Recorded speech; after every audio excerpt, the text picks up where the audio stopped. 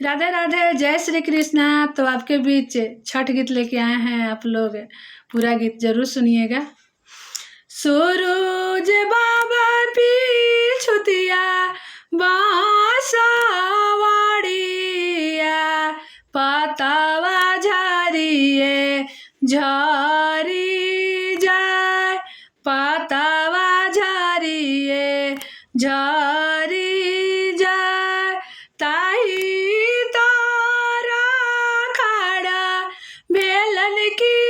सना बाबू, रोवे लगलन जरा से बेजार, रोवलन जरा से बेजार, नहीं सूरज बाबा देलन सुख संपतिया, नहीं देलन खूटे धेनु गाय, नहीं देलन खूटे धेनु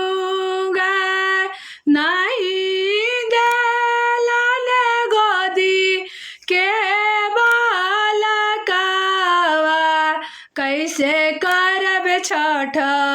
ए तावार, कैसे करब छठ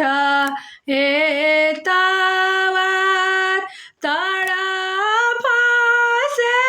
बोला लाने सूरुजा बाबा, सुनो बाबू बचा ना हमार, सुनो बाबू बचा ना हमार, तोहारो के देबो सुख संपतिया, तोहारो के खूटे धेनु गाय,